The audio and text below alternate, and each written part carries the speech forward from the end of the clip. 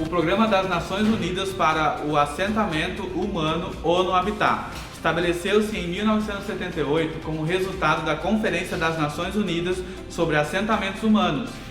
O ONU-Habitat participa ativamente das agendas globais, como a Agenda 2030 para o Desenvolvimento Sustentável, estruturada em 17 Objetivos de Desenvolvimento Sustentável, os ODS, sendo responsável principalmente pelo ODS 11, que busca tornar as cidades e os assentamentos humanos inclusivos, seguros, resilientes e sustentáveis.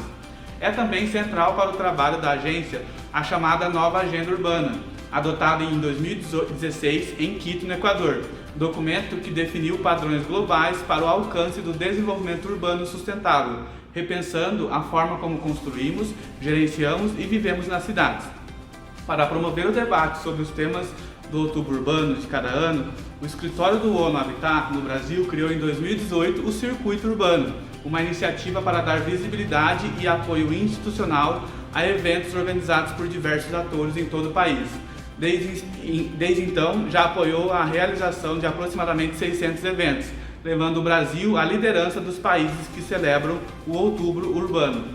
Em 2022, a 5ª edição do Circuito Urbano será realizado em vários formatos e em diferentes regiões do país. O tema deste ano é Localizando os ODS, não deixar ninguém e nenhum lugar para trás. E para mostrarmos a localização dos 17 Objetivos de Desenvolvimento Sustentável, a linha temática escolhida para o nosso evento foi Participar e Inovar. Comunidades de Inovação, Cordeiro não está atrás. Fomos escolhidos entre mais de 200 eventos submetidos, um dos únicos do interior e da nossa região. Estou muito feliz em trazer esse evento global para a nossa região.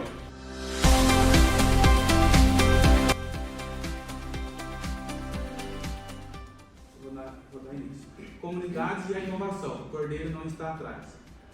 A inovação e o empreendedorismo não se baseiam apenas no desenvolvimento de novos produtos. Também ajudam a promover novos modelos de negócios, oferecem novos serviços e melhoram os processos para tornar mais fácil a vida das pessoas.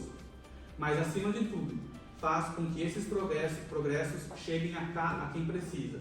Então, o objetivo de um evento como esse, o objetivo da gente falar de inovação e de impacto é para que a gente impacte a nossa comunidade, a nossa localidade. Nós que vivemos aqui precisamos enxergar o que é de melhor aqui e melhorar a nossa vida.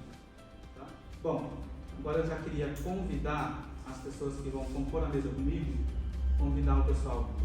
A Lilian Otaguro, que faz inteligência de mercado e inovação, e o Flávio Cerqueira, que é especialista em desenvolvimento local.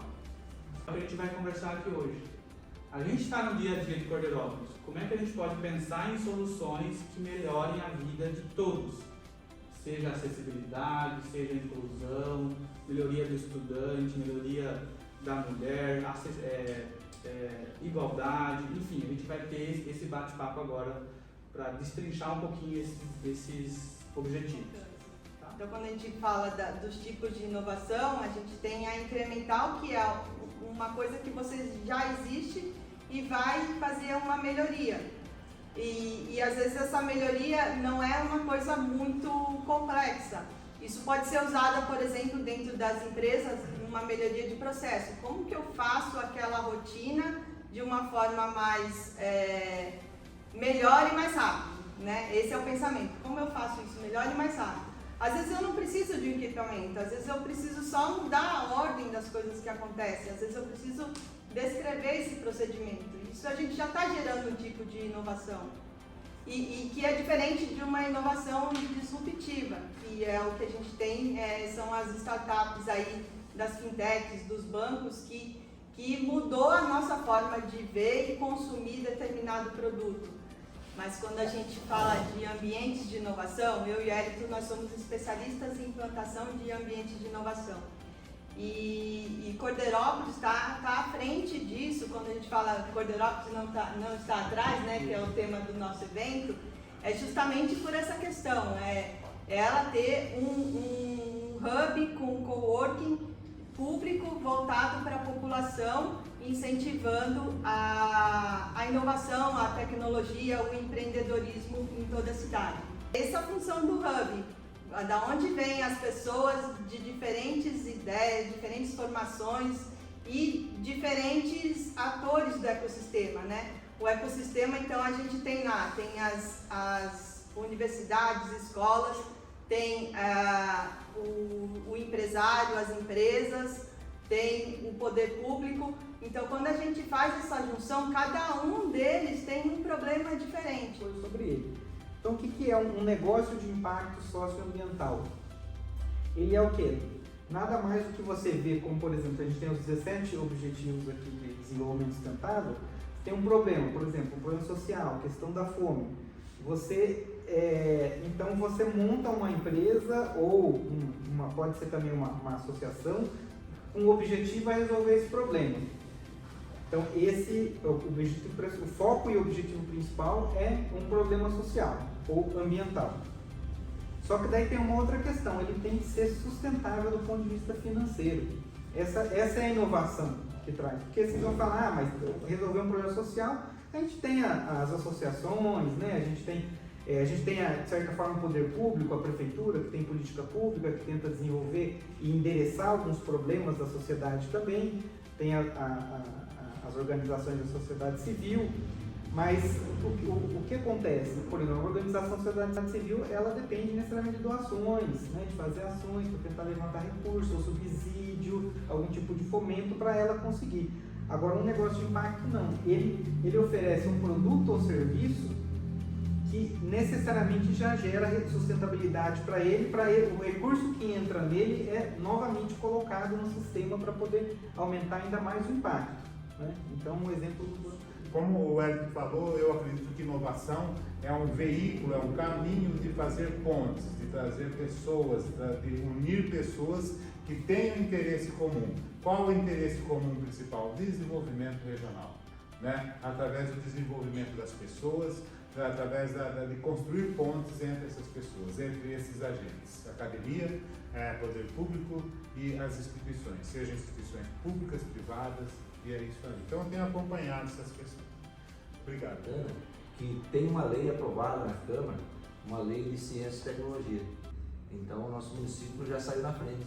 Por isso que o tema hoje é bem quantitativo, né? Porque nós não está atrás, mas nós está na frente, né? E o nosso município também, com essa lei, o prefeito conseguiu colocar no nosso orçamento, né, um valor que também para ser empregado na parte de inovação, né, e na parte de tecnologia e para auxílio às startups, de ajudar. O setor público ele depende das leis aprovadas na Câmara, então tudo que vai fazer no setor público é muito diferente do setor privado.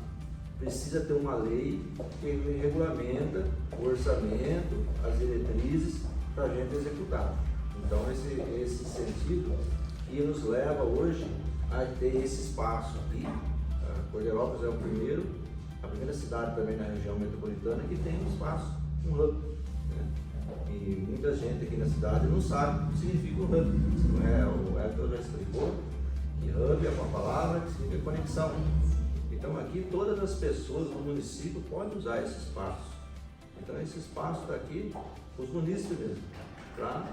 Quem sabe nesse espaço aqui surgiu uma ideia inovadora que ajude, né, a nossa cidade a ser mais sustentável, ter mais desenvolvimento, sanar todos esses problemas, todos não, mas alguns problemas que o nosso município tem, né?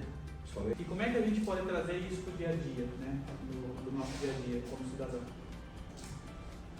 Eu acho que a plataforma e o hub, né, mas até de uma forma trazendo a Agenda 2030, os ODS, a forma de você localizar eles, né? Quando você fala localizar, né, também para a gente, não é só também conhecer, né? Então, conheço os 17, mas é você colocar luz na cidade, né, em cada canto, para você ver onde é que esses indicadores estão sendo atingidos, onde é que eles não estão, né? Porque quando você olha para o país, às vezes você até vê assim, você fala, nossa, o estado de São Paulo está um pouco melhor, né, comparado com os demais.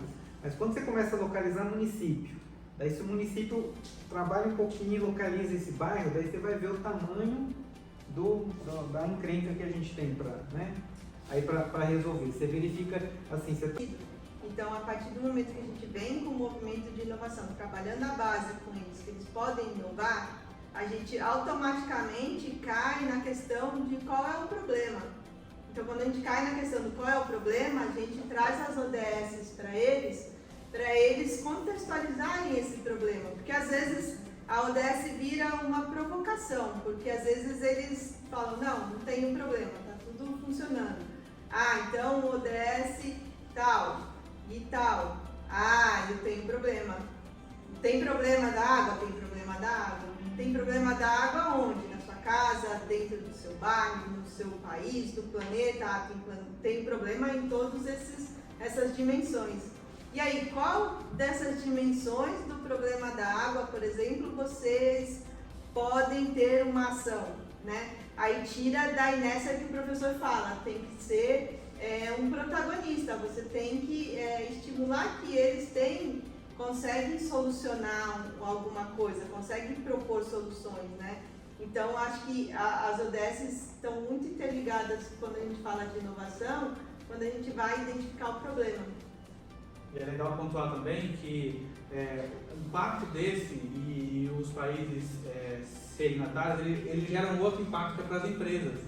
As empresas precisam entregar e enxergar isso de, olha, eu preciso crescer de um jeito sustentável. A gente está falando de um poder público, de secretarias sustentáveis, de cidades inteligentes, mas isso também se reverte para as empresas. Então hoje tem alguns indicadores como as ESGs, né, de governança, meio ambiente, tem os próprios ODS, onde as empresas geram algum tipo de benefício. Hoje está mais famosa a questão do carbono, mas como é que as empresas crescem sustentáveis e mesmo assim elas impactam ainda mais as pessoas? Então, como é que elas apoiam esse tipo de projeto, seja no poder público ou seja em institutos, associações, como é que ele consegue reverter isso? Ele cresce, mas ele gera um impacto positivo na comunidade.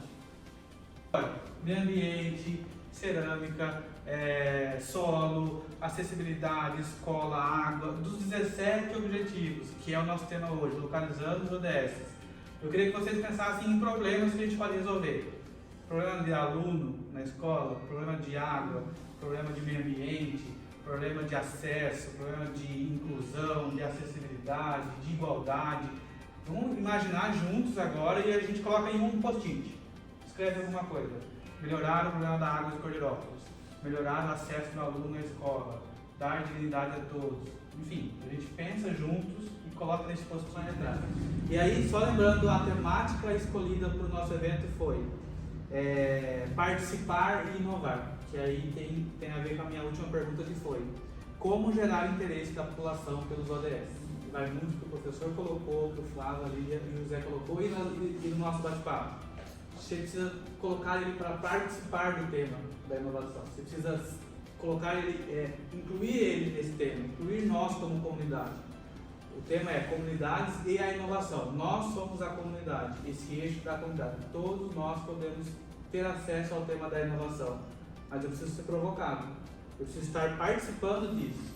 E aí, consequentemente, eu vou gerar o meu interesse e cada vez mais a gente vai ter uma roda de conversa como essa para a gente fazer o fechamento. Então, de tudo que a gente conversou, a gente falou sobre o ecossistema de inovação, os atores, a gente tem pessoal da academia, a gente tem empreendedor, tem os criadores dos tipos de ambiente de inovação, a gente tem o poder público representado, todos eles estão em prol de um movimento, de deixar a nossa comunidade, que é o nosso tema, mais sustentável, né? Então a gente chama isso de atores, cada um tem o seu papel dentro dele. Tem o empreendedor, tem a academia, tem o mentor, tem as empresas, tem as startups, todo mundo faz parte desse ecossistema que a gente chama. E todo mundo a longo prazo vai colher esses frutos. Uma Cordeirópolis mais sustentável, uma Cordeirópolis mais acessível. Então a gente vai ver que tem poucos cadeirantes? Tem, mas que todos eles têm acesso a todos os tipos de ambiente. Enfim, a gente começa a ver como é que a gente pode incluir as pessoas nas políticas públicas. Incluir as pessoas nos negócios. A gente poderia ter feito um hub, imaginem só, um hub em qualquer lugar da nossa cidade sem acessibilidade. E se um cadeirante quisesse participar de um nosso? Então, a gente tem um elevador pouco usado, a gente precisa trazer essas pessoas para que elas participem cada vez mais desses temas. E que elas sejam acolhidas, que elas sejam e participem com a gente das iniciativas. Então, esse é um dos exemplos. Como é que a gente torna isso mais acessível para todos? Para jovem empreendedor, para mulher empreendedora. A gente acabou de ter um evento na cidade de mulheres empreendedoras. É esse movimento, cada vez mais a gente trazer esses atores, todo mundo junto. A gente merece uma salva de palmas. Salve de palmas, por favor.